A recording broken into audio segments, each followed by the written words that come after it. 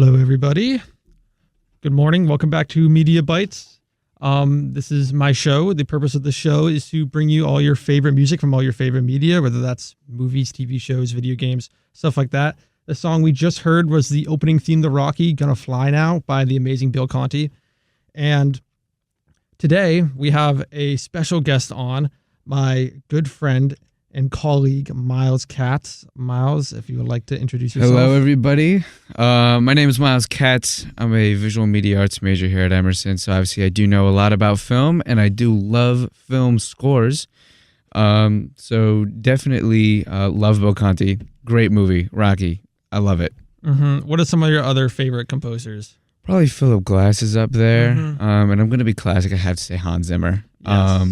But Bill Conti is probably the top of the top. And fun story about him, actually. Turns out one of my coworkers at one of my campus jobs here is Bill Conti's fifth cousin 3 times removed. Oh, really? I just learned that 2 days ago. I was like, oh my God. That's quite the lineage.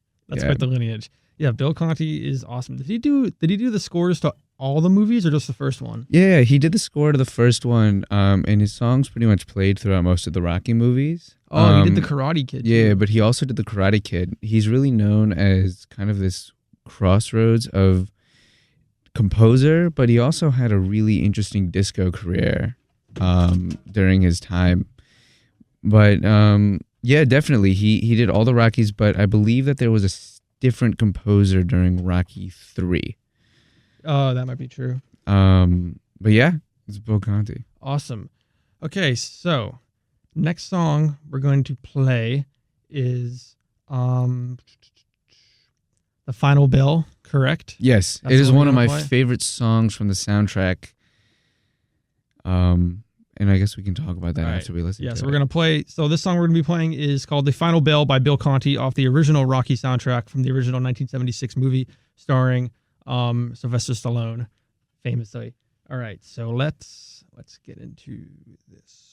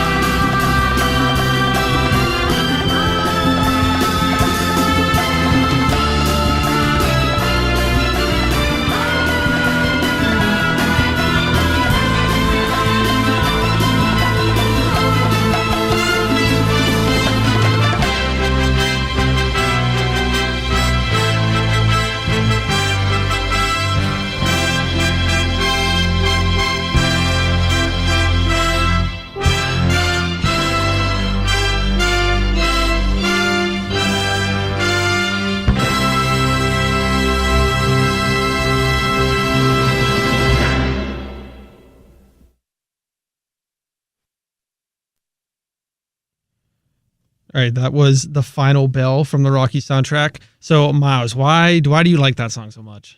All right, so, I mean, if I was to think about it, if you think about when Bill Conti came from, he came from an era of disco. And this was probably one of the first soundtracks, at least in my opinion, that has, proper layering. Mm-hmm. And it's definitely the layering that really makes The Final Bell from the soundtracks stick out to me. So with that being said, if you listen closely to that soundtrack, you hear the bongos in the background and various layers that you don't necessarily consciously hear, but when you listen to it, or if you were to remove something like that, it's something that really is integral to the piece. It's kind of definitely beneath the surface. I totally agree. I think that's one of the reasons that this soundtrack is so like famous too. It has such good layering, and it includes so many like instruments that at the time weren't really present in a lot of film scores. You kind of see the same with like I think that's kind of one of the things that like Star Wars did, is that they included a lot of like electronic like synth in some of their and some of his like, at least with like some of the sound effects and some like the Foley editing, which is why it made it stand out above others. But this song and this soundtrack really like gets that boxer feel with like the like the bells and all the whistles and whatever, and like that feeling of being in the ring. And I think it really encapsulates that. Yeah, and the first time I saw that or heard that song was in the Rocky movie. Rocky, I watched all the Rockies, 1 through 5. I don't recommend going past 4. Yeah. But I saw it was one of those songs that he finally, like, theoretically you think he beats Apollo Creed, and all of a sudden that song comes on. I was like, what is this? Like this is amazing. So and that was the first time I heard that song, and it just kept going, and everyone's cheering, and he's up there, yo Adrian, with his hand in the air, and it really encapsulates to me kind of the spirit of the movie. Even in the movies. Even after that, when Apollo actually wins by technicality, the soundtrack is still playing, showing the glory that Sylvester Stallone's character Rocky is feeling. Yeah, I played the Apollo or the Creed VR game where you like play as Adonis, but it's like from the Creed movie, but it's like you're playing as him and it's in VR. And it's so cool because it just plays the Rocky soundtrack on loop over and over again. And the final bell is when they play it over and over again. And it's like, it gives you like power when you're in VR and you're like actually fighting these guys and it's playing the song. Like that's like one of my favorite memories of the soundtrack. I love it from the movie too, but it's just so like versatile. Oh, 100%. I mean, I listen to it all the time. Whenever I have something like big going on, or I just completed something that I'm like semi proud of, I listen to soundtrack like that. And just trying to get myself hyped up, especially if it's before a long day of work or something like that. It's just that the soundtrack is just so powerful. It's like if you listen to most soundtracks, most of them are just very like surface level, and you hear them and that's it. But there's something about what Bill Conti is able to do, and then with that spilled over into Hans Zimmer, who Hans Zimmer technically came after. Yeah. I think during Rocky he was with the Buggles, fun fact. But just the way it's able to like pierce deeper into your soul, and kind of like just you could feel it, especially with that like deep horn section accompanying everything. Yes, the horns is just perfect. Is something that like just pierces into you instead of just something that you just hear and then that's the end of it. Yeah, so we're gonna get into the song. I think we're gonna return to Bill Conti. We're gonna play The Truman Show later on by the amazing Philip Glass. But I think for right now, I know I was talking about Star Wars earlier, and we were talking about how the Rocky soundtrack is very like inspiring of other later soundtracks that come after because of the way it revolutionized like layering and the use of other notes and instruments throughout the music. And a song from Star Wars that I'm going to play that I think really encapsulates that feeling and reminds me so much of that song, The Final Bell, for some reason, is from the opening theme, actually not the opening theme, the ending theme to every episode of The Mandalorian, composed by the amazing Ludwig Göransson, who, if you're a regular listener of the show, is one of my favorites, you would know. So I'm going to play this song, The Mandalorian by the amazing Ludwig Göransson. It's the main theme to the show that came out on Disney Plus just a few years ago, 2019, 2020, I believe, and it plays at the end of every episode. So we're going to play that right here, and we'll be back right after that.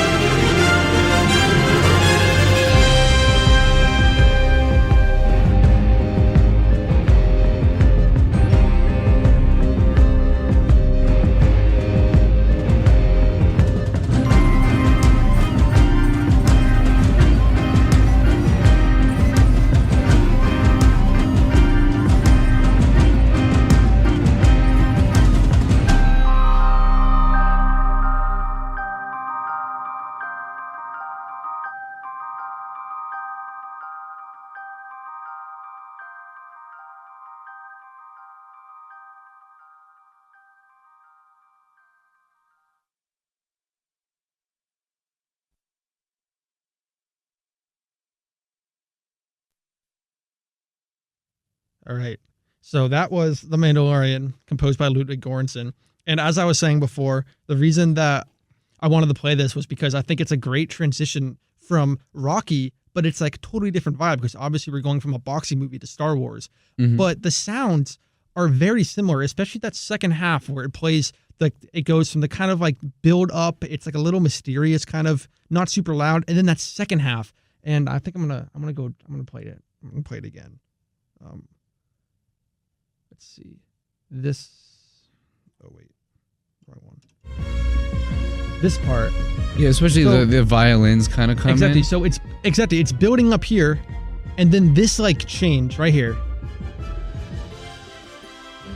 It's very reminiscent of Rocky in the final bells when it's Very just much. those horns, and those sounds. And we were talking about how it kind of gives that feeling of like glory because Yeah, that very deep Mhm. in like deep horn accompanying a horn Exactly. section is insane. And when you think of like Rocky and the Mandalorian, those two characters are very different, but they're honestly kind of similar too. Because Rocky is obviously this like, he's trying to prove himself as like a boxer and as a fighter. And then the Mandalorian, he's kind of like a washed up old bounty hunter. He came from something of glory, but that was all taken away from him. And now he's been kind of living his life in the shadows. But throughout the show, he tries to regain his glory and try to really get back on top. And I think that's what this song really encapsulates. And with Rocky, it's a very similar thing. And even though they're two completely different songs from two completely different shows and soundtracks of two completely different composers, they still capture that same essence, which I think is really, really cool. totally, Right. I fully agree with you on that. It's amazing to me. Yeah. All right. So this next song we're going to play, we're going to switch composers once again to Philip Glass, who composed, he's a pretty legendary composer. He's composed a lot, probably his most famous one being The Truman Show, starring Jim Carrey famously. But we're going to play that soon. But for now, we're going to play this song from a mockumentary he composed called Koyan Kinsatsky. I think Kinsatsky. Koyan That's right. Kinsatsky, but it is his first ever composing gig. Do you know who directed this? I don't know off the top of my head. I'll have to look it up after, but we're going to play the song from the end of it called Prophecies by Philip Glass, and it's a very unique sounding song. It's a little long, so we're probably not going to play the whole thing, but just give this a listen. I bet you've never heard it before. This mockumentary, this movie is awesome too. I highly recommend it. So we're going to get right into that right now.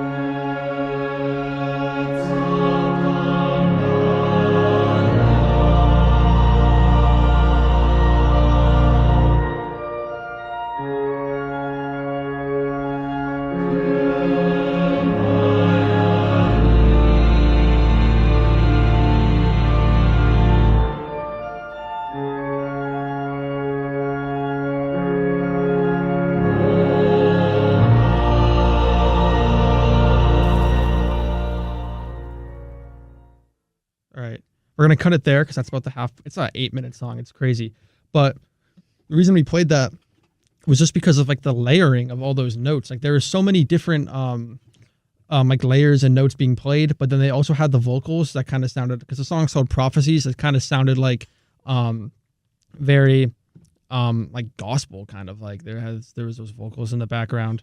But Miles, what do you think of that? Oh my God, I loved it.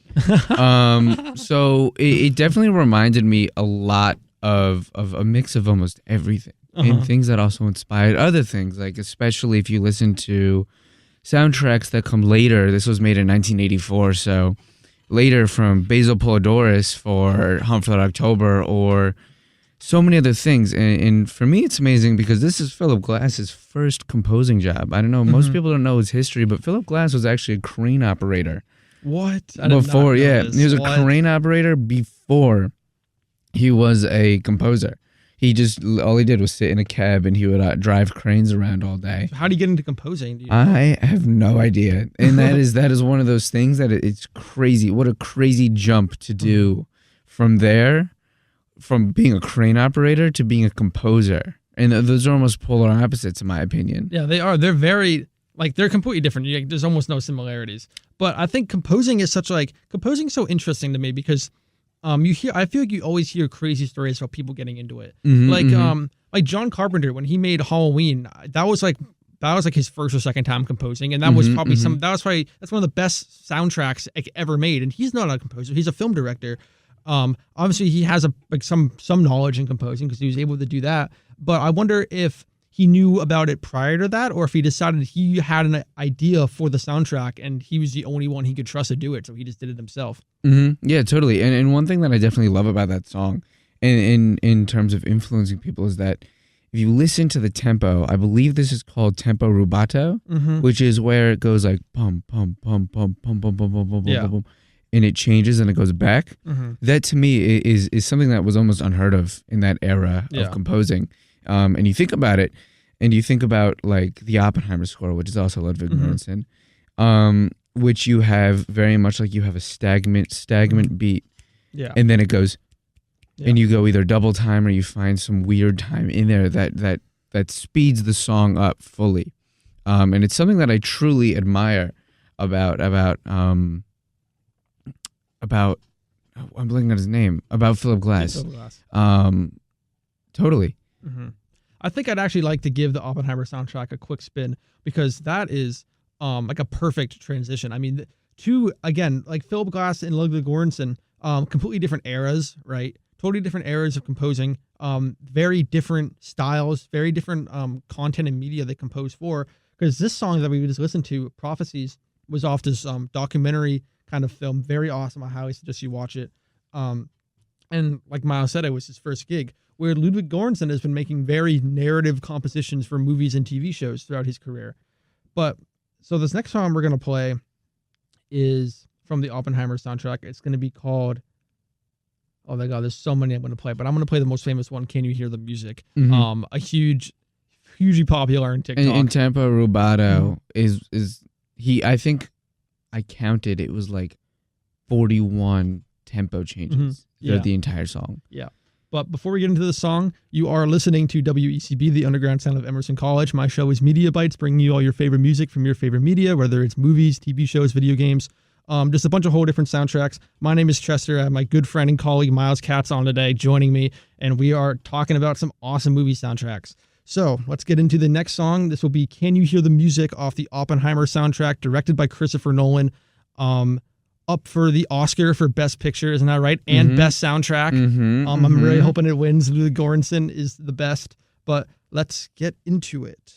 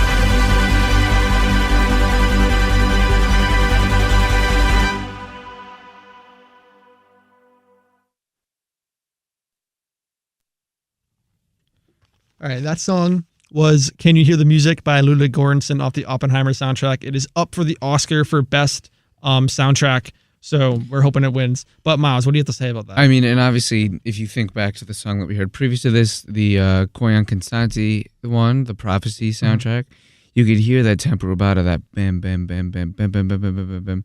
But this one takes it another level. Yeah. Is instead of just your I can't even snap that fast. It just keeps going faster and faster and faster and faster and faster and faster and faster until it ends. And it almost just feels like you're riding a wave. And you hear that more prevalent in the beginning of very much like you're going up, you're going up, you're going.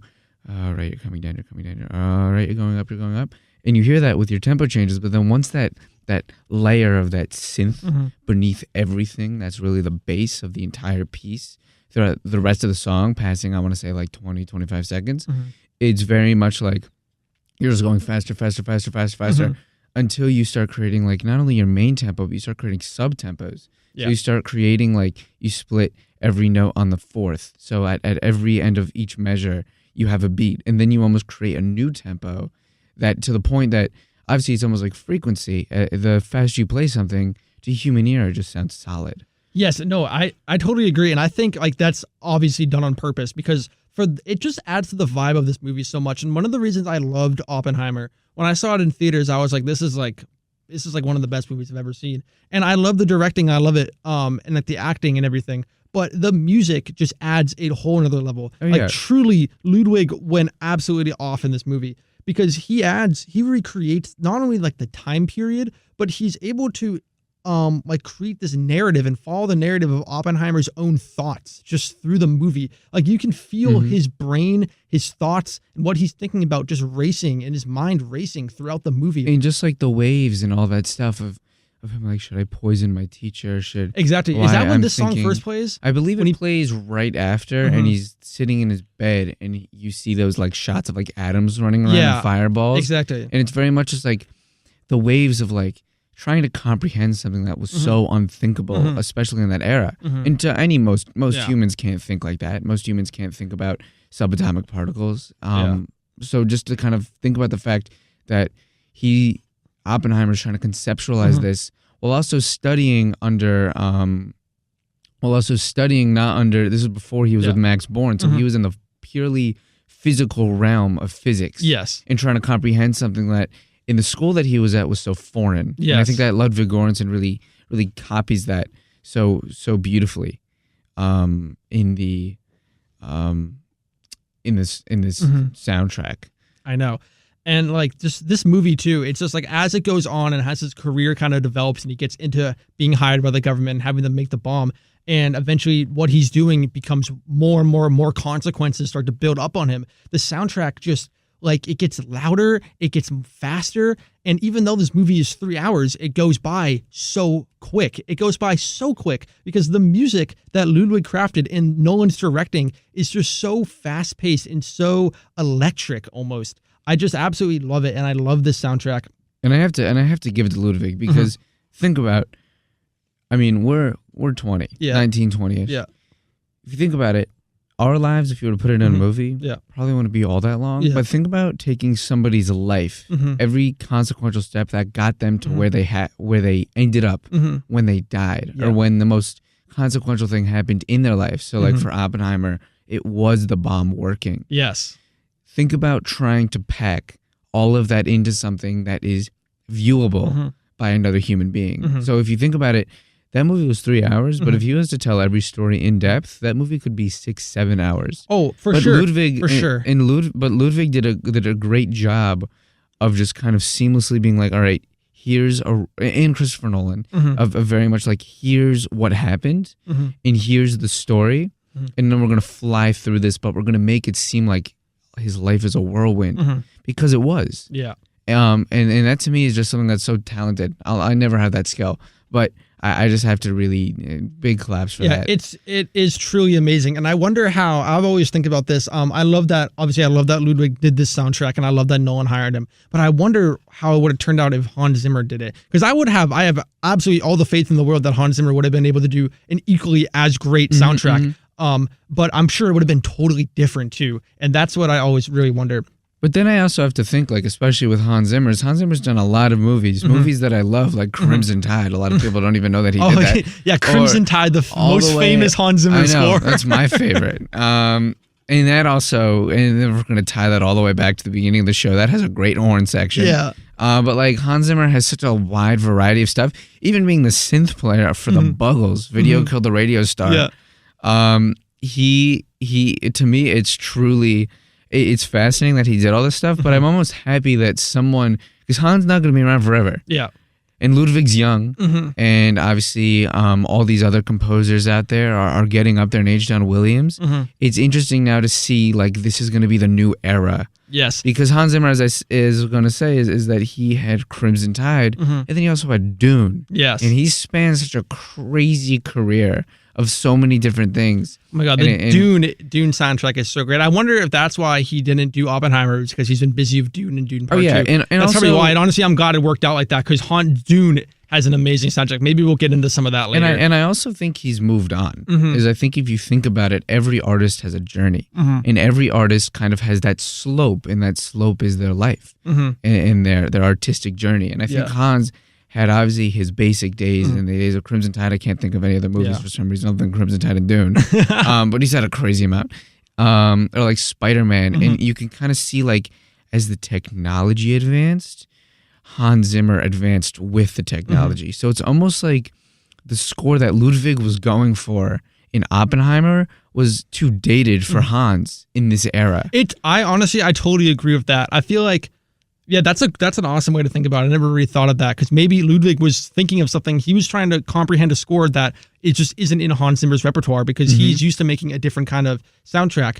I feel like the closest he could get would probably be like Interstellar, very similar, but still that was more kind of still old fashioned in the same way. The Oppenheimer score is very electric, with a lot of synths. Oh yeah, it's synth, it's layered. It's something that, especially if you watched it in IMAX. It's all around you. Oh my God. It's not a two-dimensional score. That movie score. in IMAX, I watched it the day it came out, and it was awesome. I loved it. I was fortunate enough to see it right when it came out. Barbenheimer, I did the whole thing.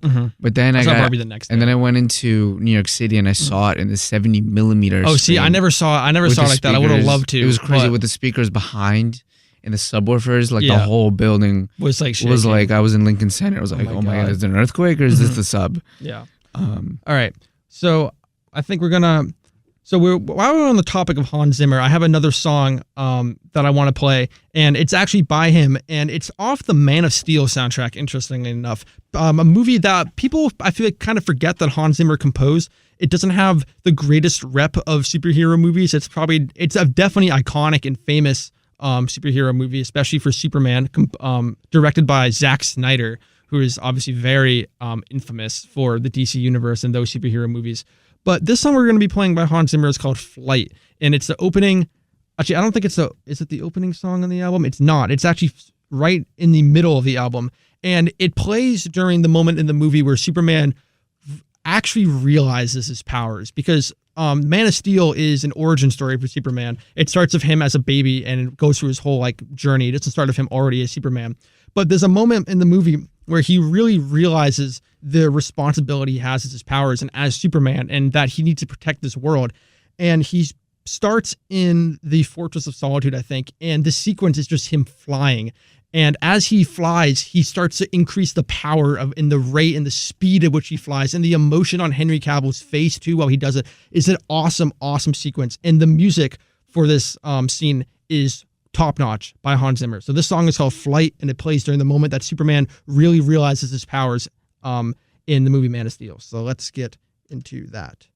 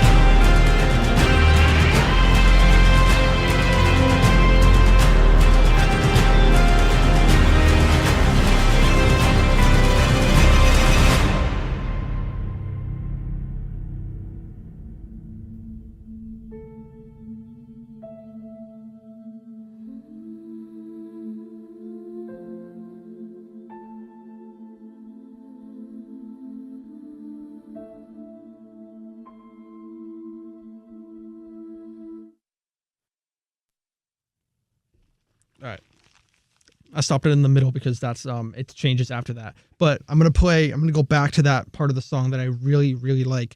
And what we were talking about with Hans Zimmer and his relation to Christopher Nolan and how he kind of makes movie soundtracks and why maybe he couldn't have done Oppenheimer and why Ludwig had to do it.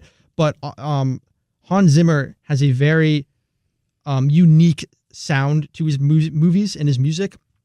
Even though that a lot of the movies he does is very different. I mean, he's done anywhere from superhero movies to Interstellar to Kung Fu Panda. He's been everywhere. But this part I'm going to play right here. So if you listen to this part, like that synth is so reminiscent of like Oppenheimer or whatever. And this is for Superman. Like, listen to that. And even the drums. And first of all, the drums are so canonically Hans Zimmer. Yes, exactly. Like this song just screams Hans Zimmer, and it's awesome.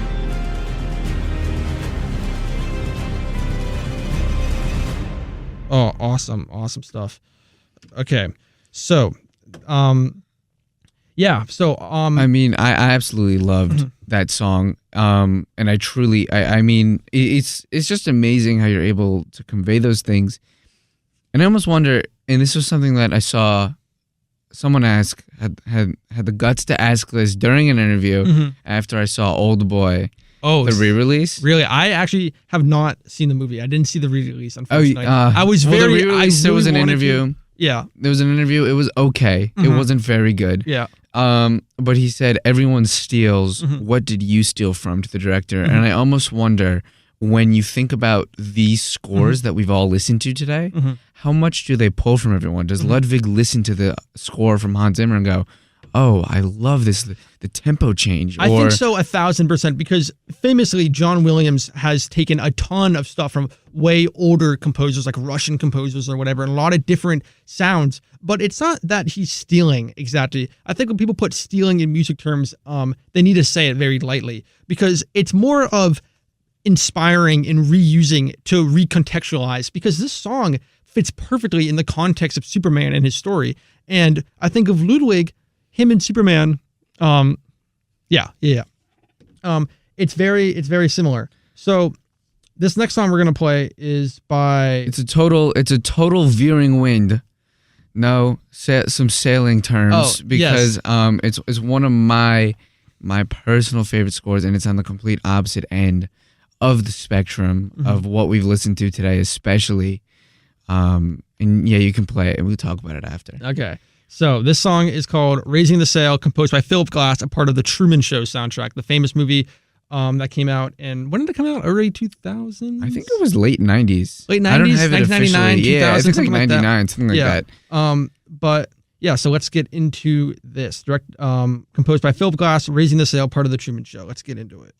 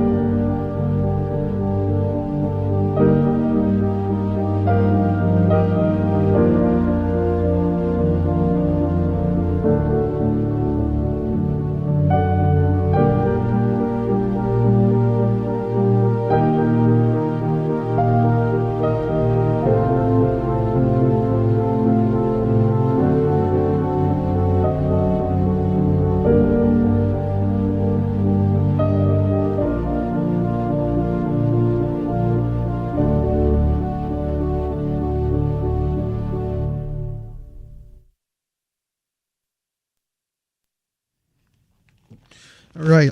So that was called Raising the Sail, composed by Philip Glass, a part of the Truman Show soundtrack. Miles, what do you have to say about that song? It is my favorite score of all time. Truman Show? It's also a great movie. But that's a great movie. I that love score, it's so like it just embodies what's happening. When this scene happens, it is a time when basically he's almost trying to be killed on live TV to end the TV show in a way that the creators want it. In the way that I view it is he's gotten back up, the storm has ended. He ended up underwater. And he's literally raising the sail. Hence the name of the song. Yeah. And it just embodies a complete wind shift. Again, no pun intended to the sail. A complete wind shift in what we've played today, but it's on the opposite end of really embodying and encapsulating what the story was trying to tell. Yeah. That there's always hope and there's always perseverance, but not in a in-your-face way, more in a more subliminal way. It's not like Pirates of the Caribbean, more in a very, just as I said, subliminal, just very like low-lying under. Yeah, I love the name of the song, Raising the Sail. It's like so great, and you can add so much of your own kind of like context to it too, and you can kind of like totally. You can make so many analogies for raising the sail aside from the fact of just raising the sail. Yeah, it's like it's so like open to interpretation. It's such a cool, and I think a lot of the Truman Show is about that too. Like, what is it actually trying to say about things? Like, what is the purpose of this movie? It's very open to interpretation. Like, what is Jim Carrey's goal at the end of the movie? Like, why is Truman doing all this? What is he actually thinking and feeling? Why does the show exist? It's very open to interpretation about what it's saying about not just like him, but us, like kind of the world and like society as a whole. And I think this soundtrack really helps reflect that. And 15 seconds after this, I think the creator's name is Christoph, if I remember the character who Ed Harris plays. Yeah. To me, that is something that is intrinsically like linked in the film. In like 15 seconds after the soundtrack plays, you come with the decision of like, is Truman going to leave or is he going to stay? And if he's going to leave, why? Yeah. Why would he leave? And I love that like he like in the end of the movie when he kind of exits that like doorway and he goes up the stairs, we don't see like what happens to him after, because it doesn't really matter. No, it's just like you make your own interpretation of what he's going to do after, what it actually means for him leaving. And one of my favorite, like when I first watched this movie, I watched it like very late, and I was so dumbfounded by the line when when Truman leaves and the people watching, they're like one of the last lines of the movie. They go, what do they say? They say, like, what else is on TV? They're like, oh, okay. I think that's it. Yeah, what else is on TV? If I don't see you, good evening, good afternoon, and good night. And then all of a sudden, people are like, all right, you got the guide around you? What's going on? Yeah. And that to me is just so funny. Yeah, what next is on TV? Because Christoph, he thinks that like this show he's made for the past how many ever years Truman was alive is like the greatest thing in all of like humanity. That he did this great science experiment, but for the average viewer, they don't even care. They don't even care. And that to me is so funny how, and that's the thing to me. Obviously, we can go in like I could write a thesis paper about the Truman Show, what it means, but about how it's almost like you have to think about, is this a joke or am I now also like, it's simultaneously satire and horror. Like, I'm afraid right now, like, am I living in a TV show? Dude, and exactly. to think I think that, everybody like, had that feeling after they first watched this I was movie. like, what? Like, that to me was crazy. And it changed my life. But I think that the score, it's my favorite score. And the whole score, it's not completely done by Philip Glass, but actually, fun fact, Philip Glass shows up in the movie. Oh, he does? So in the main control room, in the Truman Show, in the moon room is what they call it. Yeah, the moon room. And they're sitting there, and he's like, play it out, and he's playing a goodnight piano song. That's Philip Glass on the piano. That's crazy. I did not know that at all. And it's super funny. It's one of those movies that is so linked and so deep in the commoditization of certain things in society, and kind of like the second guessing of everything. And that to me is why Philip Glass did such a good job with at least some of the score. He didn't do the whole score, but he did the parts of the score that really mattered. All right, awesome. So I think we're going to start to wrap it up now. We are on a kind of tight schedule. Miles does have to leave. But I think I'm going to play one last song as I kind of start to wrap up and exit. But for everybody listening right now, thank you so much. Yes, Miles, and you have anything to say before you sign off? Thank you so much for having me on Chester. Oh, of course. This was so much fun. I love the discussion we had. Usually I don't have very in-depth discussions like this, at least when I'm sitting here by myself. But I love having people on like you because we can just talk about this all day. Yes, we can. Really into it. I'm really glad that they gave us an hour, Kat, because if they didn't, I could be here all day. So, we'd be listening to the Truman Show soundtrack and start to finish. 100%. We go through everything. But thank you so much for having me on, and thank you for listening. Awesome. I'm gonna play one last song from let's play the song from the Harry Potter soundtrack, A Window to the Past, off the Prisoner of Azkaban soundtrack, composed by John Williams. Thank you so much, everybody, for listening. I hope everybody has a great day. Miles, I'll see you later. Danke.